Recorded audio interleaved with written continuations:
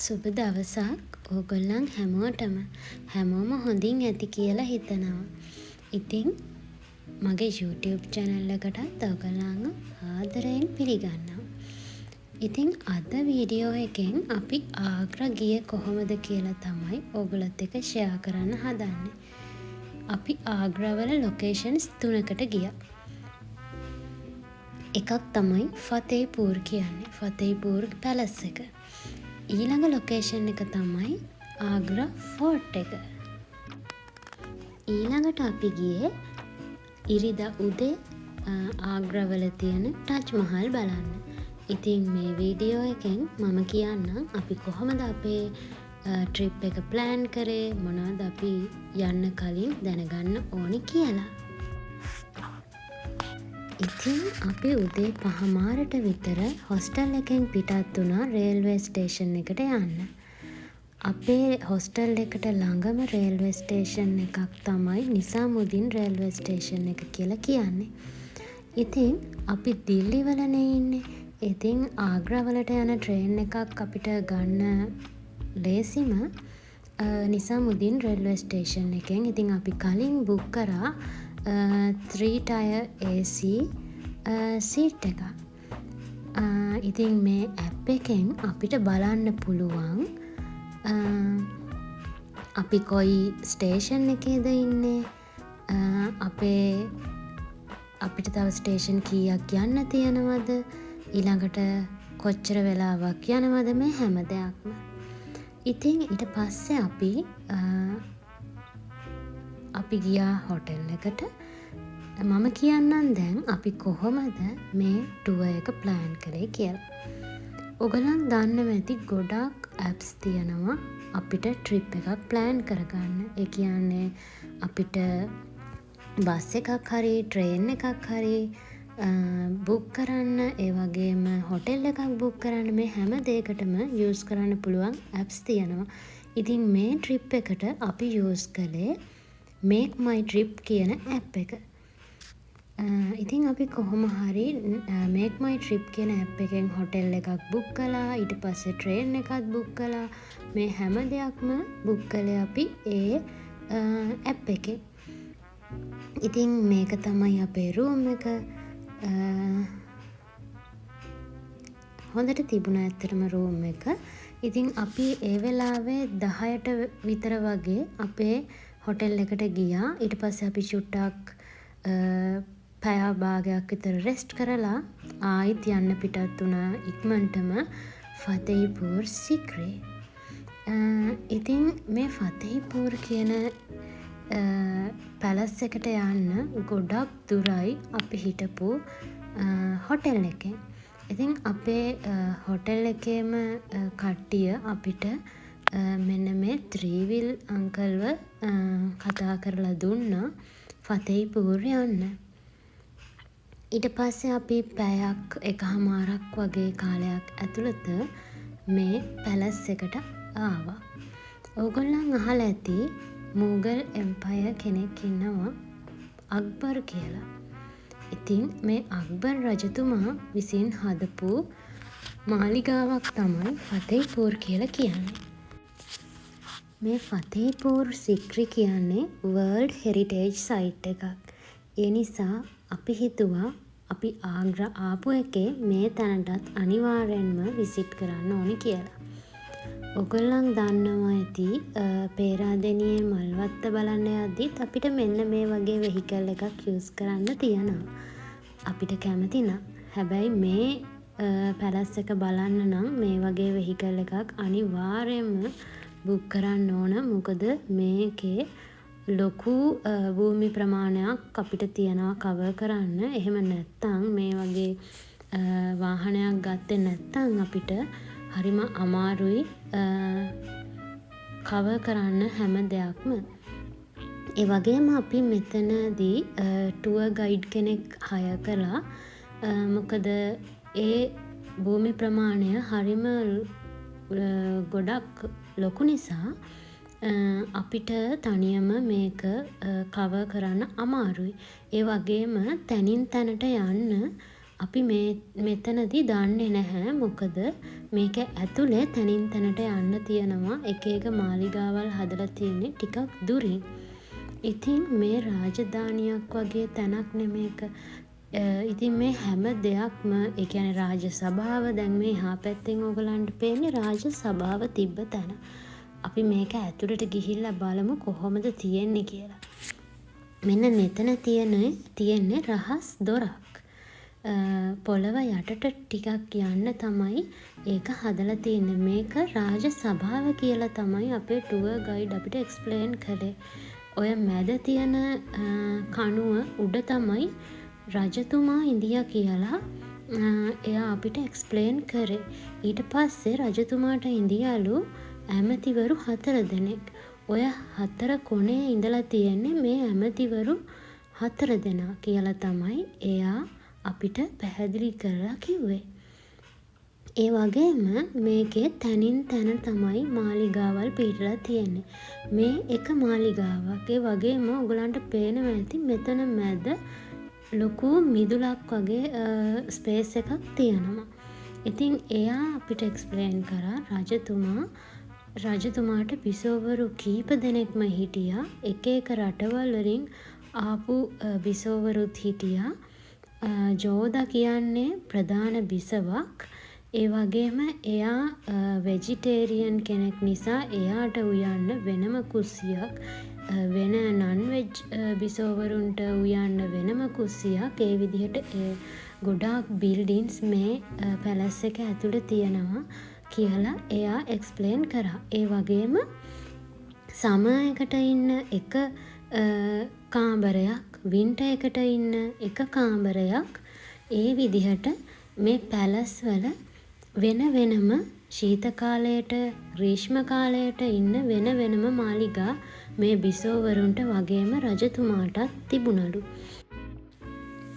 ඉතින් කොහොම හරි මේ මාලිගාව වටේම යන්න අපේ ඒ වාහනේ ගිහිල්ලත් අපිට පැය 2මාරක් වගේ කාලයක් ගත වුණා.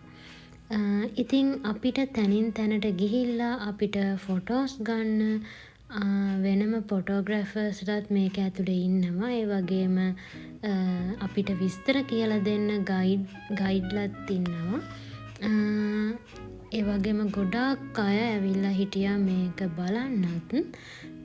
ඉතින් එක තැන්වල එක මාලිගා ඒගොල්ලන් රාජසභා මාලිගා ඊට පස්සේ නාන තටාක මේ හැම දෙයක්ම මේ මාලිගාව ඇතුලේ තිබුණා. ඉතින් අපේ ට්‍රිප් එක අපි ප්ලෑන් කරේ මේක් මයි ට්‍රිප් ඇප් එකෙන් උනාට තව ගොඩක් සෝසස් එහෙම ට්‍රිප් ප්ලෑන් කරන්න අපිට යූස් කරන්න පුළුවන්. උදාහරණයක් විදිහට booking.com, Airbnb, Ixigo ඒ වගේ ගොඩාක් ඇප් තියෙනවා අපිට මේ අපිට ට්‍රිප්ස් ප්ලෑන් කරන්න. ඕගොල්ලනුත් යූස් කරලා බලන්න. ඕගොල්ලන්ට පහසු ඇප් එකකින් ඕගොල්ලන්ටත් ඕගොල්ලන්ගේ ට්‍රිප් එක ප්ලෑන් කරගන්න පුළුවන්. නෝමලි අපි ඉන්දියාවට ආවට පස්සේ අපි ගොඩක් වෙලාවට ට්‍රිප් යද්දී ප්ලෑන් කරන්නේ මෙන්න මේ වගේ ඇප්ස් වලින් තමයි. ඒක හරිම ලේසි. එහෙනම් අපි ඉක්මනටම වීඩියෝ එක පැත්තට යන්කෝ. ඕගොල්ලන්ට තව මොනවා හරි ප්‍රශ්න තියෙනවා නම් කමෙන්ට් එකක් දාන්න. මම රිප්ලයි කරන්න. ඊට පස්සේ අපි මෙන්න මේ ලයිම් ජූස් එකක් තමයි බොන්න හදන්නේ. මෙතන තව පළතුරු විකුණන්න තිබුණා. ඊට පස්සේ ලයිම් ජූස් හදනවා. මෙන්න මේ විදිහට පළතුරු වලට ස්පයිසස් දාලා ඒ වගේම ලයිම් ජූස් එකටත් ඒගොල්ලන් මොනවා හරි ස්පයිසස් වගේ මොනවා හරි දාලා තිබුණා. මම හිතන්නේ ඒගොල්ලන් සූදුරු කුඩු වගේ જાතියක් තමයි දාලා තිබුණේ.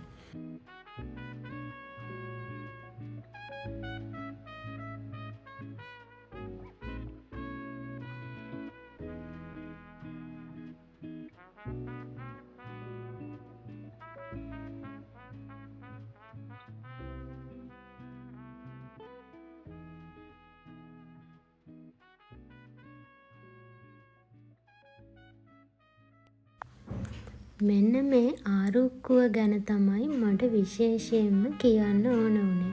මේක දකුණු ආසියාවේ තියෙන ලොකුම ආරුක්කු වලින් එකක් කියලා තමයි අපේ ටුවර් ගයිඩ් අපිට එක්ස්ප්ලේන් කළේ. ඒක මේ ෆතේපූර් වල තියෙන විශේෂත්වයක් කියලා තමයි එයා අපිට කිව්වේ. ඊට පස්සේ අපි එද්දී මෙන්න මේ තැනින් තමයි අපේ ලන්ච් එක ගත්තේ. මේක පොඩි රෙස්ටෝරන්ට් එකක්. හැබැයි ඒක හරිම පිළිවෙලට තිබුණා. ඉතින් අපි ලන්ච් එක අරගෙන ආයෙත් අපේ සුපුරුදු වාහනේට ආවා. ඊළඟට අපි හවස ගියා ආග්‍රා ෆෝර්ට් එකට. ඉතින් ආග්‍රා ෆෝර්ට් එක වගේම ෆතේපූර් සික්‍රි කියන පැලස් එකත් හදලා තියෙන්නේ රෙඩ් සෑන්ඩ්ස්ටෝන් වලින්, රතු වැලිගල් වලින් තමයි හදලා තියෙන්නේ. ඉතින් ආග්‍රා ෆෝර්ට් එකත් හරිම ලස්සනයි. ඒ කියන්නේ ගාලු කොටුවටත් වඩා හරිම විශාල ෆෝර්ට් එකක් තමා ආග්‍රා ෆෝර්ට් එක. එහෙනම් අපි යමු බලන්න කොහොමද ආග්‍රා ෆෝර්ට් එක කියලා. ඉතින් අපි කලින් ගියපු ෆතේපූර් සික්‍රි වගේම මුගල් අධිරාජ්‍යයට අයිති ගොඩනැගිල්ලක් තමයි මේ ආග්‍රා ෆෝර්ට් එකත්. ඕගොල්ලන්ට තේරෙන්නේ නැති මේ දෙකේම ස්ට්‍රක්චර්ස් ටිකක් සමානයි. ඒ ආරුක්කු, එතකොට රතු වැලිගල්, ඒ හැම දෙයක්ම ටිකක් එක සමානයි. ඒගොල්ලන්ගේ ගෘහ නිර්මාණ ශිල්පයත් එක සමානයි. මොකද අක්බර් රජතුමා තමයි මේ ආග්‍රා ෆෝර්ට් එක රතු වැලිගල් වලින් නිර්මාණය කරලා තියෙන්නේ.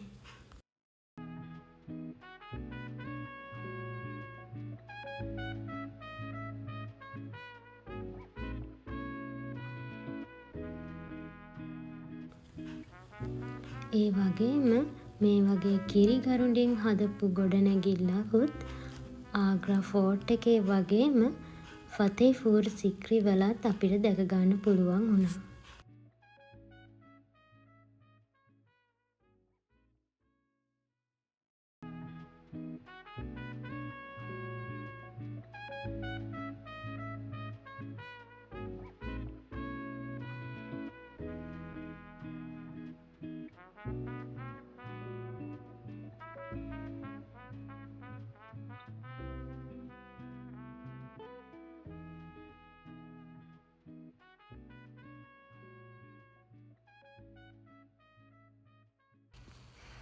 ඒ වගේම මෙතන උඩට ගිහාම අපිට මේ විදිහට ටජ් මහල දකින්න පුළුවන් මේ ආග්‍රා ෆෝර්ට් එකේ ඉඳලා.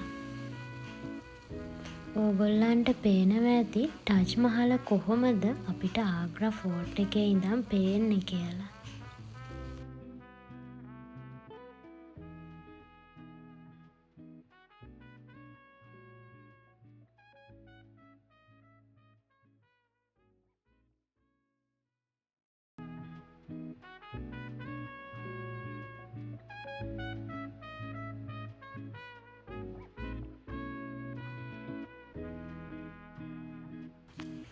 මේ ආග්‍රා ෆෝර්ට් එකේ සාමාන්‍ය ලොකු භූමි ප්‍රමාණයක් කවර් කරන්න තියෙනවා. හැබැයි හවස 6 වෙද්දී මේ ආග්‍රා ෆෝර්ට් එකෙන් හැමෝමව අයින් කරනවා. ඒගොල්ලන් බෙල් එකක් ගහනවා. එතකොට හැමෝම ආග්‍රා ෆෝර්ට් එකෙන් එළියට එන්න ඕන.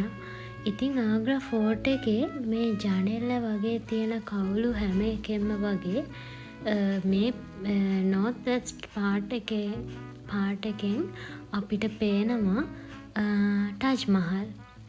ඕගොල්ලන්ට මම මේ පෙන්නන්නේ ජනෙල් කීපයකින් ආග්‍රා ෆෝර්ට් එකේ ඉඳන් ටජ් මහල් පෙනිච්ච විදිහ.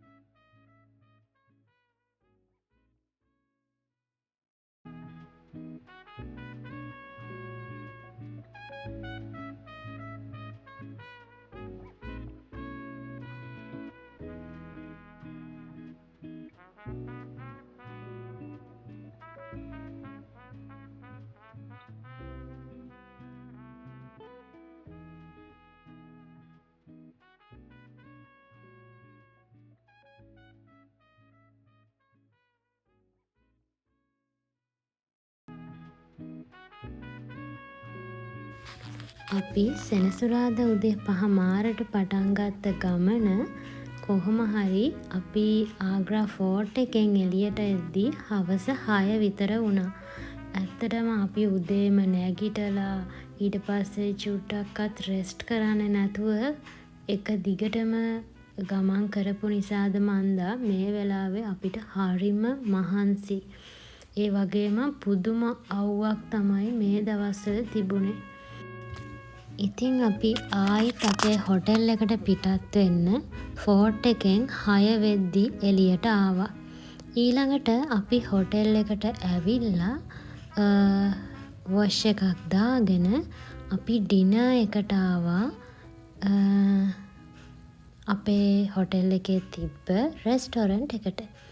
මෙන්න මේ රෙස්ටොරන්ට් එක තමයි අපේ හොටෙල් එකේ තිබුණේ. ඒ වගේම අපි යනකොට කවුරුත් හිටියෙත් නැහැ.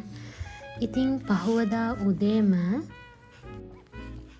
අපි පිටත් වුණා ටජ් මහල් යන්න. ඉතින් අපි හොටෙල් එකෙන් බ්‍රෙක්ෆස්ට් එක ගත්තේ නැහැ. මොකද අපි අපේ ඊයේ ගියපු ත්‍රීවිල් එකේ අංකල්ට කියලා තිබුණේ 8 වෙද්දී එන්න කියලා අපේ හොටෙල් එක ළඟට. ඉතින් එයා හරියටම වෙලාවට ආපු නිසා අපි හොටෙල් එකෙන් බ්‍රෙක්ෆස්ට් ගන්නේ නැතුව බ්‍රෙක්ෆස්ට් ගන්න ආවා එළියට. ඉතින් මෙතන නම් එච්චර සුපිරිසිදු තැනක් නෙමෙයි. අපිට වෙන ඔප්ෂන් එකක් තිබුණ නැහැ. ඒ වෙලාවේ අපිට ගොඩක් බඩගින්නේ හිටියේ. ඒ නිසා අපි වෙන තැනක් හොයාගන්න තිබුණ නැති නිසා අපි දන්නේ නැති නිසා ඇත්තටම අපි මෙතනින් ආලු පරාටා කියලා අල දාපු පරාටා එකක් කෑවා. ඇත්තටම මම නම් මේ පරාටා එකෙන් භාගයක්වත් කෑවේ නැහැ. අපිට ඕන වෙලා තිබුණේ ඇත්තටම ටජ් මහල් එක ඇතුළට යන්න කලින් මොනා හරි කන්න. ඉතින් අපි ටිකට් එක කලින් බුක් කරලා තිබ්බ නිසා අපි ඒකේ QR කෝඩ් එක ස්කෑන් කරලා ටජ් මහල් එක ඇතුළට ආවා. මේ වෙලාවේ අපි හරිම ෆ්‍රෙෂ් එකේ හිටියට වැටිච්ච අවුවත් එක්ක දවල් වෙද්දි නම් අපිට හරිම ටයර්ඩ්. ඉතින් මේ විදිහට තමයි ටජ් මහල් එක ඇතුළට යද්දී අපිට අර කලින් ෆතේහි පූර් වල තිබ්බ ආරුක්කුව ඊළඟට ආග්‍රා ෆෝර්ට් එකේ තිබ්බ ආරුක්කු ඒ වගේම ආග්‍රාවල තියෙන මෙන්න මේ ටජ් මහල් වලත් ඒ වගේම ආරුක්කුවක් අපිට දකින්න පුළුවන්. එකම ගෘහ නිර්මාණ ශිල්පයක් තමයි මේ හැම ගොඩනැගිල්ලකදීම මේගොල්ලන් යූස් කරලා තියෙන්නේ. පොත්පත්වල සඳහන් වෙන්නේ නම් ඉන්දු ඉස්ලාමීය ගෘහ නිර්මාණ ශිල්පය තමයි මේගොල්ලන් පාවිච්චි කරලා තියෙන්නේ කියලා. ඉතින් ඕගොල්ලන්ට ටජ් මහල් වලට එනවනම් ගොඩක් කැමරමන්ලා මේ එන්ට්‍රන්ස් එකේදීම හොයාගන්න පුළුවන්.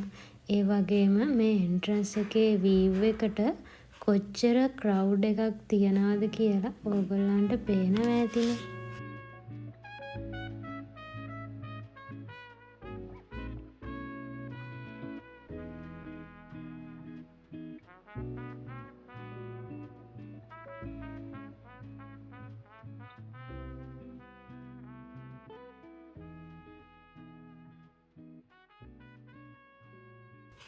ඇත්තටම මේ ආග්‍රා ට්‍රිප් එකෙන් මම කැමතිම මම යන්න ආසාවෙන්ම ඉඳපු තැනක් තමයි ටජ් මහල් කියලා කියන්නේ. ඇත්තටම ලංකාවේ ඉඳලා ඉන්දියාවට ආවට පස්සේ මම යන්න ආසාවෙන්ම මට අනිවාර්යෙන්ම යන්න ඕනේ කියලා හිතිච්ච තැන් දෙකක් තිබ්බා. ඒකෙන් එකක් තමයි ටජ් මහල් කියලා කියන්නේ.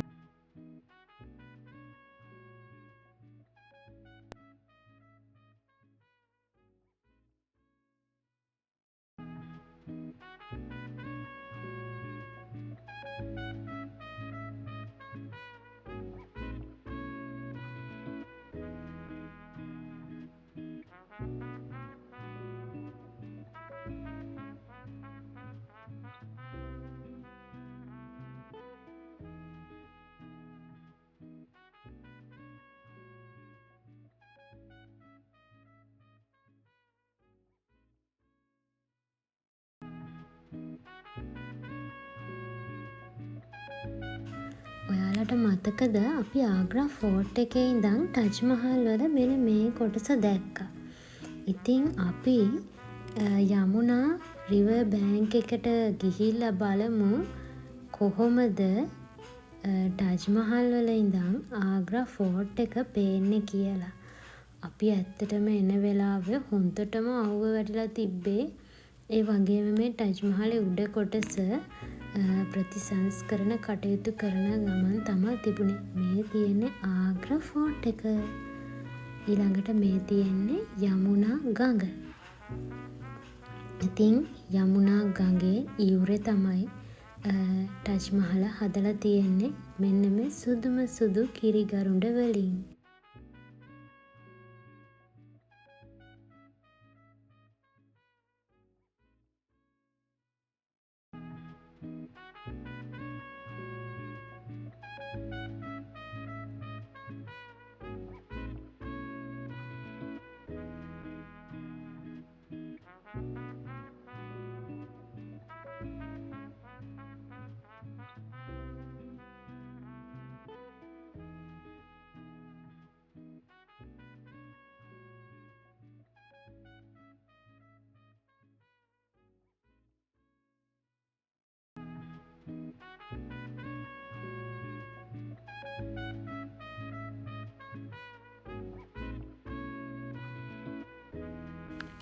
ඇත්තටම අපි මේ ගියපු ලොකේෂන්ස් තුනේම හරිම සියුම් හරිම ලස්සන ගෘහ නිර්මාණ ශිල්පයක්.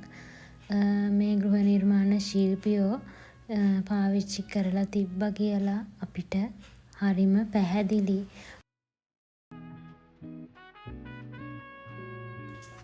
ඉතින් මේ හැම දෙයක්ම බලලා අන්තිමට ෆොටෝග්‍රැෆර්ට කියලා ෆොටෝස් ගහලා අපිත් අපේ ෆෝන්ස් වලින් එක එක විදිහට වීඩියෝස් අරගෙන ෆොටෝස් ගහලා දවල් වෙනකම්ම ටජ් මහල් වල ගත කරලා අපි ටජ් මහල් වලින් එළියට ආවා.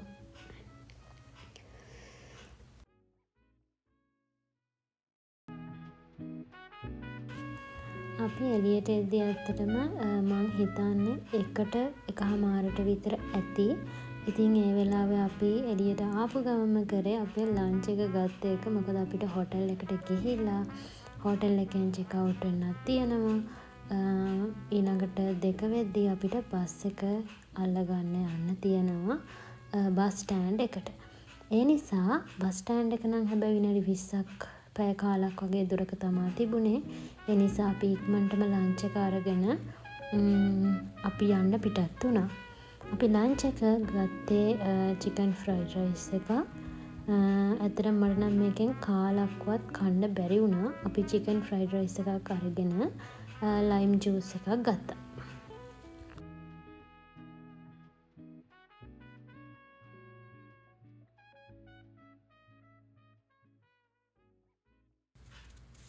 ඊළඟට ලන්ච් එක අරගෙන ඉවර වෙච්ච ගමන්ම අපි හෝටල් එකට ගිහිල්ලා චේන්ජ් කරගෙන එහෙමම අපේ බස් එකට යන්න පිටත් වුණා. ඇත්තටම වීකෙන්ඩ් එකේ අපි මේ දාගත්ත ට්‍රිප් එක මං හිතනවා අපි හරිම ඉෆෙක්ටිව් විදිහට දවස් 2 ප්ලෑන් කරලා හැම තැනම ලොකේෂන්ස් කවර් කරගන්නත් අපිට පුළුවන් වුණා කියලා. හැබැයි කන්ටිනියස්ලි ට්‍රැවල් කරපු නිසාද මන්දා අපිට ටිකක් මහන්සි හවස් වෙද්දී. අපි 2:20ට විතර මේ බස් එකෙන් ආවා දිල්ලි වලට. දිල්ලි වලට එද්දි ගොඩක් රෑ වෙලා ඉතින් අපි හොස්ටල් එකට එද්දී රෑ 9 වගේ වුණා. ඒ වුණාට ඉතින් වීකෙන්ඩ් එකේදී අපි කොහොම හරි ආග්‍රා ට්‍රිප් එක ඉවර කරා කියලා සැටිස්ෆයින් වෙලා තමයි අපි හොස්ටල් එකට ආවේ. කොච්චර මහන්සි වුණා. එහෙනම් ඊළඟ සතියේ තවත් ලස්සන වීඩියෝ එකකින් හමු වෙනකන් ඕගොල්ලන් සතුටින් පරිස්සමෙන් ඉන්න. අදට ගිහින් එන්න ඕගොල්ලන්ට සුබ දවසක්.